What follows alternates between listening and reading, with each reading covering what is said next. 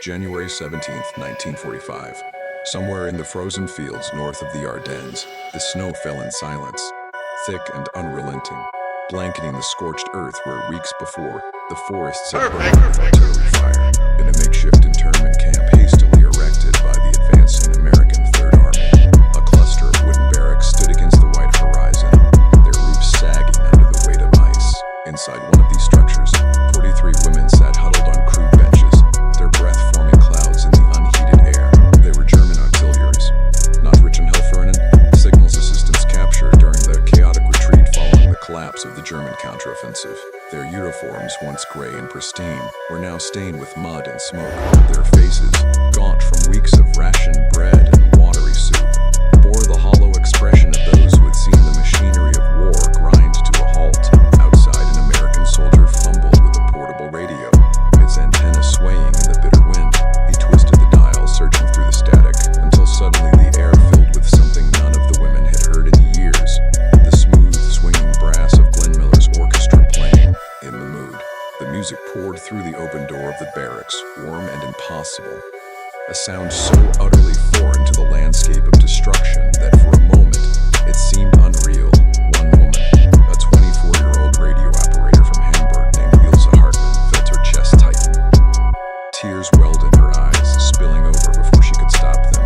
Around her, others began to weep softly at first, then uncontrollably as the music played on, indifferent and joyful, a voice from a world they had forgotten existed. This was not the sound of victory or defeat. It was something far more disorienting, the sound of normalcy, of abundance, of a culture that had not been consumed by the furnace of total war. For these women, raised under the iron discipline of the Third Reich, taught that sacrifice and scarcity were virtues, the music was a revelation. It was the first crack in the wall of ideology that had surrounded them since childhood, and in that moment, as the snow continued to fall and the music played, something inside them began to break. To understand why music could shatter a worldview, one must first understand the world these women came from. By 1945, the German home front had been stripped to its bones. The cities were rubble. The factories ran on slave labor. The population survived on ration cars that provided less than 1,200 calories a day, barely enough to sustain life, let alone morale. The regime had promised victory, then endurance, then heroic sacrifice. Every aspect of daily life had been militarized, aestheticized, and bent toward a singular purpose: the survival of the Volk and the triumph of the National Socialist vision. Music, too, had been regimented. German radio played military marches, Wagner, folk songs glorifying soil and blood. Jazz was banned as entertainment music, degenerate music, the product of racial corruption and moral decay. To listen to it was an act of subversion, punishable by imprisonment. The women in that barracks had grown up in this environment. Many had joined the auxiliary services voluntarily, motivated by propaganda that framed their work as noble, essential to the defense of the fatherland. They were not soldiers in the traditional sense, but they were embedded in the Wehrmacht's infrastructure, operating switchboards, decoding messages, managing logistics. They had seen the war from the inside, had watched the maps change, the fronts collapse, the supplies dwindle. By the time they were captured, they knew the war was lost, but knowing and feeling are different things. The music made them feel it. American culture, even before the war, had been a specter haunting the Nazi imagination. Hollywood films, jazz clubs, the proliferation of consumer goods, all of it represented a kind of freedom that was both envied and despised. Goebbels himself had railed against American cultural Bolshevism, portraying the United States as a mongrel nation, lacking discipline and racial purity, doomed to collapse under the weight of its own decadence. Yet the reality of American power, its industrial output, its material wealth, its ability to project force across two oceans could not be explained away by ideology. By 1943, the German High Command understood that the United States was producing more tanks, planes, and ships than Germany could ever hope to match.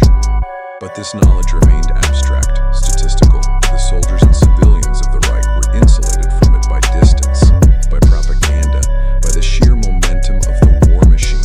For the women in the barracks, the music was the first tangible evidence of what that industrial might actually meant. It was not a weapon. It was not a threat. It was simply excess. The fact that the Americans could produce not only bombers and bullets, but also radios, records, orchestras, entertainment, that they could bring these things to the front lines, could fill a frozen field with swing music for no reason other than to maintain morale, spoke to a depth of resources that defied comprehension. Perfect. The Third Reich had mobilized every ounce of its strength for survival. America, it seemed, had mobilized only a fraction of its capacity and still had energy left over for leisure, for beauty, for joy. The psychological impact of this realization cannot be overstated. Totalitarian regimes depend on the illusion of inevitability. They must convince their populations that the sacrifices demanded are not only necessary but divinely ordained, that the enemy is weak, corrupted, destined to fall. The Nazi propaganda machine had spent 12 years constructing this narrative.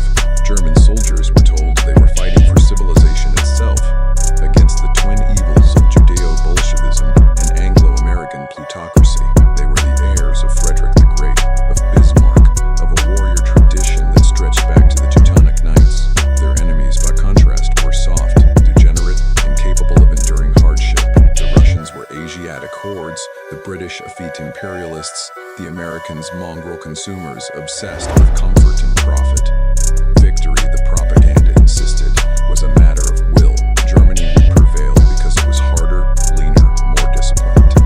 But will cannot manufacture steel. Discipline cannot conjure fuel. By 1945, the Wehrmacht was a hollow shell, sustained by teenage conscripts and old men. Its armored divisions reduced to handfuls of tanks. Its supply line severed by Allied air superiority. The women captured in the Ardennes had lived through this collapse. They had seen the logistics networks they maintained deteriorate, had watched as messages became pleas for reinforcements that never came, for ammunition that did not exist. They knew intellectually that Germany was losing, but the ideology had not yet released its grip. They still believed on some level in the narrative they had been fed, that the Americans were weak, that the tide could turn, that suffering had meaning. The music destroyed that belief, not through argument or evidence, but through sensation.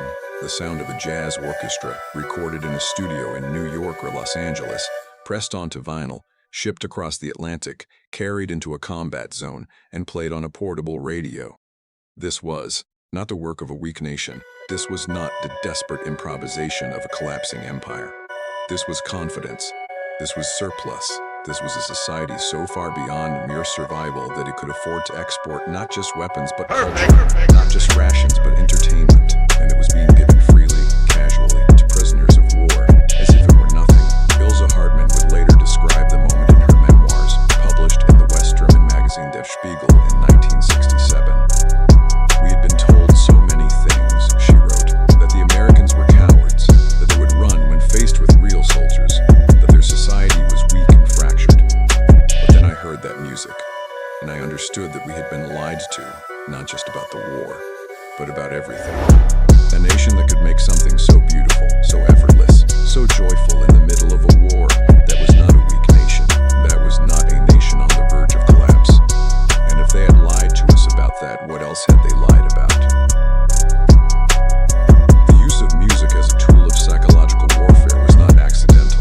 The American military, drawing on expertise from Hollywood, Madison Avenue, and the nascent field of mass communications, understood the power of cultural production. The Armed Forces Radio Service, established in 1942, broadcast music, comedy, and news to troops around the world. By 1944, it was reaching millions of listeners, including enemy soldiers who tuned in clandestinely, risking punishment to hear what the Allies had to say.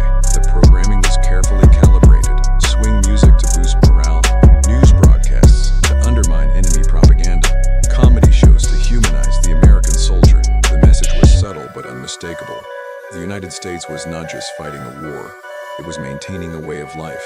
Even in the midst of global conflict, there was time for laughter, for dancing, for creativity. This approach stood in stark contrast to the totalitarian model. In Nazi Germany, culture was a weapon, a tool of indoctrination. Art, music, literature, all of it existed to serve the state, to reinforce the ideology, to glorify the regime.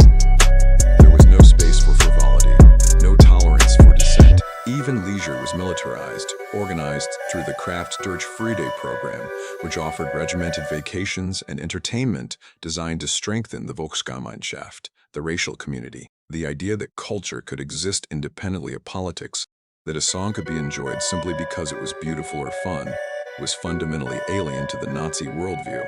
The women in the barracks had internalized this worldview. They had been conditioned to see everything through the lens of duty, sacrifice, and collective struggle. The sudden intrusion of American music, with its individualism, its spontaneity, its refusal to be serious, was jarring. It did not fit into any category they understood. It was not propaganda, because it was not trying to convince them of anything. It was not morale building, because it was not being directed at them. They just happened to overhear it. It was simply there, existing, playing. Indifferent to their suffering, indifferent to the war, indifferent to history itself. This indifference was perhaps the most subversive thing about it. The music suggested a world where the war was not the center of existence, where life went on, where people danced and laughed and loved, without needing permission from the state. For women who would spend years living under the constant pressure of total war, who had been told that every action must serve the collective, that personal desires were selfish and dangerous, this was a glimpse of freedom they had never imagined, and it terrified them. Because if such a world was possible, if such a society could exist and thrive, then everything they had been taught was a lie. The historical record contains numerous accounts of German prisoners encountering American abundance and being shaken by it.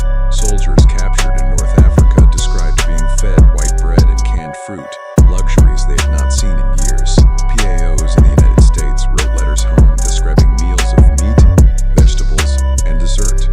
3 courses every day for prisoners. Some refused to believe it at first, suspecting propaganda, fearing the food was poisoned or that they were being fattened for some cruel purpose.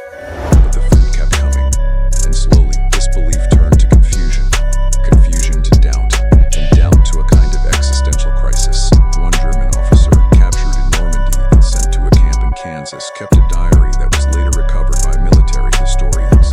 In an entry dated September 1944, he wrote, "We are treated better here than our own soldiers at the front. How is this possible? We were told America was starving, that the British blockade had failed, that the Allies were on the brink of collapse. But here there is more food than we can eat. The guards are bored, not desperate. The camp has a library, a cinema, sports fields.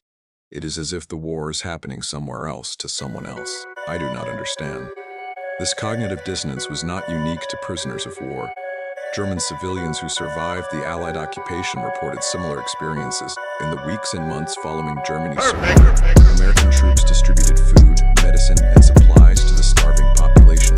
Children who had grown up under rationing, who associated chocolate and oranges with distant memories of peacetime, suddenly found themselves receiving these things from enemy soldiers.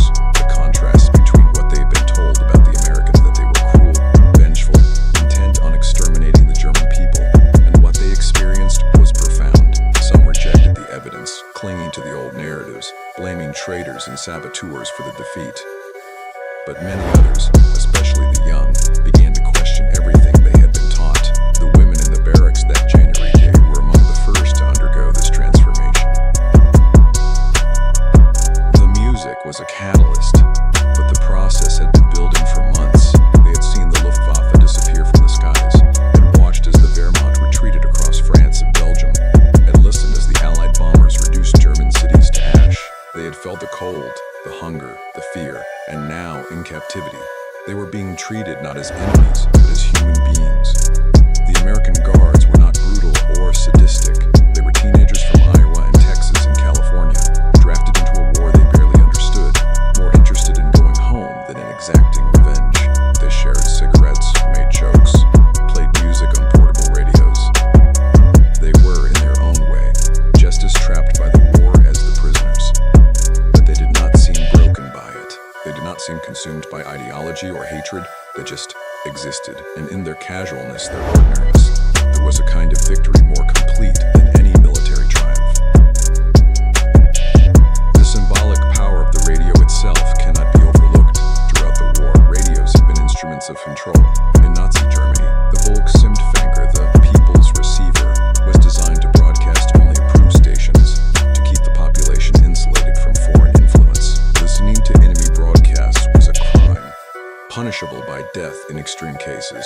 The radio was a tool of the state, a means of enforcing conformity, of ensuring that every German heard the same messages, absorbed the same worldview. It was Goebbels' voice, echoing in kitchens and barracks and factory floors, reminding the population of their duty, their sacrifices, their destiny. But the American radio in that frozen field was different.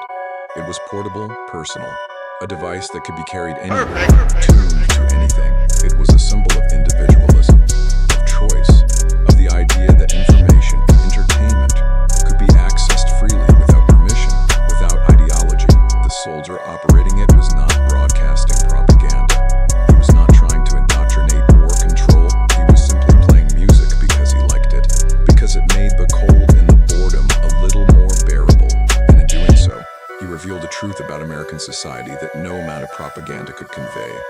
That freedom was not just a political concept, but a daily reality, embedded in the smallest acts of everyday life.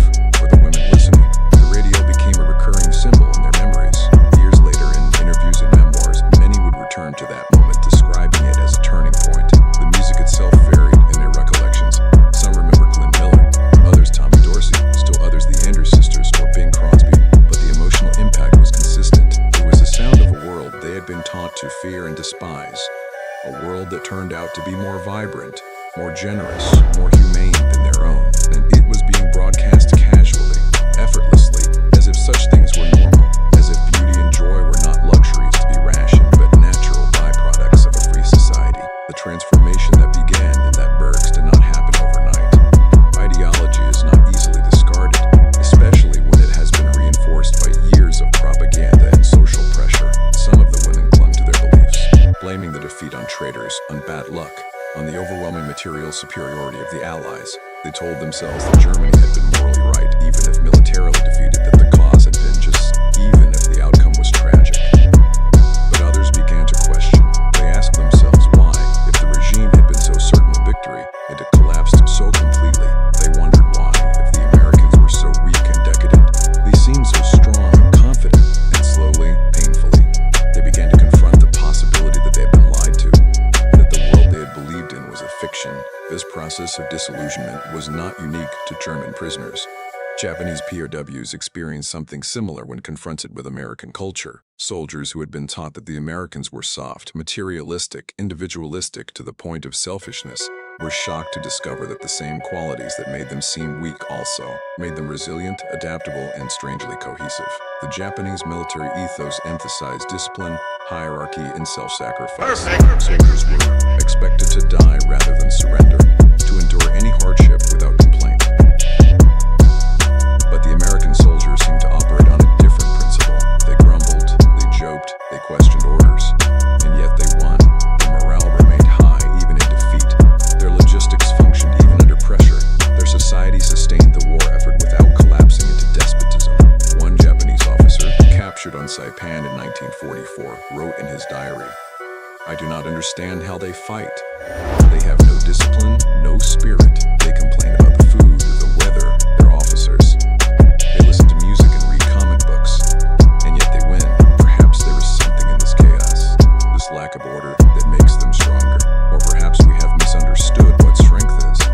This realization that freedom and strength were not opposites but complements was deeply destabilizing for those raised under authoritarian regimes. The entire structure of fascist and militarist ideology rested on the premise that individualism was weakness, that democracy was decadence, that only through absolute obedience and collective struggle could a nation achieve greatness. The existence of the United States, prosperous and powerful despite or perhaps because of its freedoms, undermined this narrative at its core.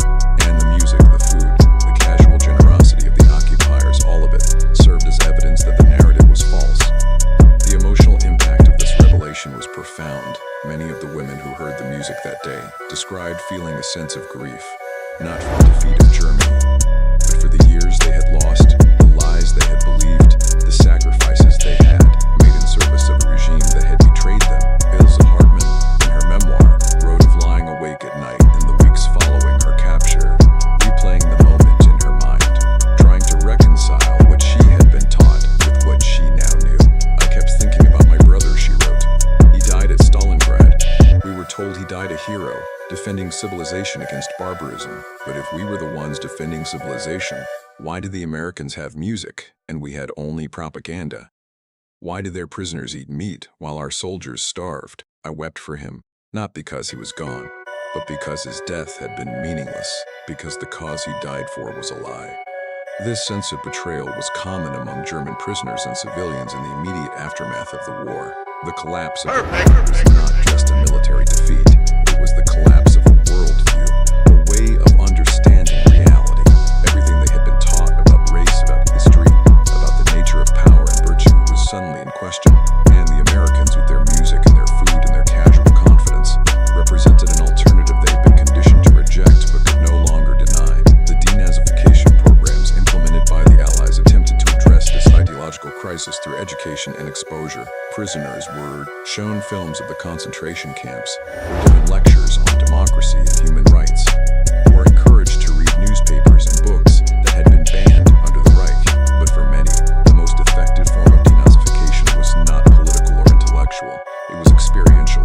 It was the daily encounter with a society that functioned differently, that valued different things, that achieved power not through domination but through production, not through fear but through consent. The music was part of this experience. It was a small thing, a moment of sound in a frozen field, but it was also a symbol, a crack in the wall, a glimpse of a world where life was more than struggle, where beauty was more than propaganda, where freedom was more than a lie told by the enemy. The broader historical significance of this moment lies in what it reveals about the nature of totalitarianism and its vulnerabilities. Authoritarian regimes are, by their nature, brittle. They depend on controlling information, on maintaining a monopoly on truth, on ensuring that their populations never encounter alternative narratives. The moment that monopoly is broken, the entire structure becomes unstable. This is why the Nazis banned jazz, why the Soviets jammed radio broadcasts, why the North Korean regime today goes to extreme lengths to prevent its citizens from accessing foreign media. It is not the content itself that is dangerous, it is the existence of alternatives. The knowledge that there are other ways to live, other ways to organize society, other values to prioritize.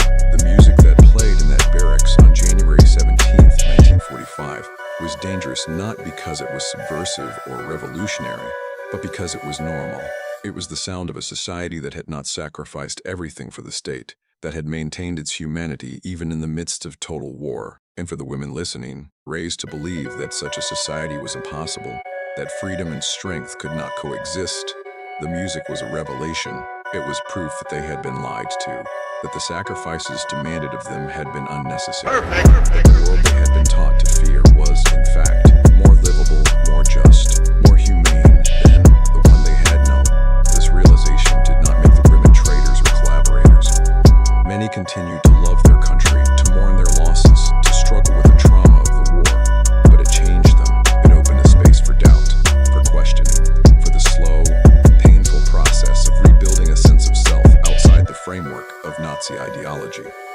And in that space, something new could grow, not loyalty to the victors, necessarily, but a recognition that the old narratives were false, that the future would have to be built on different foundations. The epilogue of this story is both personal and collective. On an individual level, many of the women who experienced that moment went on to play significant roles in the reconstruction of post-war Germany. Ilse Hartmann became a journalist, writing extensively about her experiences and advocating for reconciliation and democratic values. Others became teachers, social workers, civil servants, using their experiences to help rebuild a society that had been shattered by war and ideology. They carried with them the memory of that moment, the sound of the music, the feeling of the tears on their faces. It became a touchstone, a reminder of the fragility of ideology and the resilience of the human capacity for change. On a collective level, the story is part of a larger narrative about the power of culture in shaping political outcomes. The Cold War that followed World War II was fought not just with weapons and alliances, but with ideas, images, and sounds. The United States invested heavily in cultural diplomacy, broadcasting music and films and literature to audiences behind the Iron Curtain, understanding that the appeal of freedom was not just political but aesthetic, not just intellectual but emotional. The same music that had moved those women in the barracks continued to move people in Prague and Budapest and Warsaw, chipping away at the foundations of communist ideology, creating spaces for dissent and doubt. But the story The vulnerability of totalitarianism to cultural exposure is real, but it is not automatic. Propaganda can be powerful, ideology resilient. The women who wept at the sound of American music were not weak or naive. They were intelligent, capable individuals who had been subjected to years of indoctrination. The fact that a moment of music could break through that indoctrination speaks to the power of lived experience, a sense of reality, of the human capacity to recognize truth when confronted with it. But it also speaks to the importance of exposure, of contact, of refusing to allow regimes to seal their populations off from the rest of the world. In the end, the story of those women weeping in a frozen barracks is a story about the limits of control and the resilience of hope. It is a reminder that power is not just military or economic, but cultural and ideological, and that the most enduring victories are those that change not just borders but minds. The music that played that day was not a weapon, but it was a force nonetheless. It was the sound of a society that had not been consumed by war, that had maintained its capacity for joy and creativity even in the darkest of times. And for the women who heard it, it was a lifeline, a glimpse of a future that was not defined by defeat or despair, but by the possibility of something better. The radio crackled and the music faded. The snow continued to fall. The war continued, but something had changed. In the hearts of those women, a seed had been planted. A seed of doubt, of curiosity, of hope. It would take years to grow, years to understand fully, but in that moment, listening to the impossible sound of an American orchestra playing in a frozen field, they began to understand what freedom might actually mean. Not the freedom promised by propaganda, not the freedom of conquest or domination, but the freedom to create, to laugh, to live without constant fear and surveillance. The freedom to cry, not from despair, but from the sudden, overwhelming recognition that the world was larger, more complex, more beautiful than they had ever been allowed to imagine. And that recognition, once born, could never be fully extinguished. It would survive the cold, the hunger, the long years of occupation and reconstruction. It would survive the shame and the guilt, the trials and the reckonings. It would become part of the story they told themselves about who they had been and who they could become. They would be passed down in memoirs and interviews, in classrooms and documentaries, a reminder that even in the darkest moments, even when all seems lost, the sound of music can still break through the silence. And in that sound, there's the promise of something more, something better, something worth living for. Not just survival, but life. Not just endurance, but joy. Not just victory, but humanity.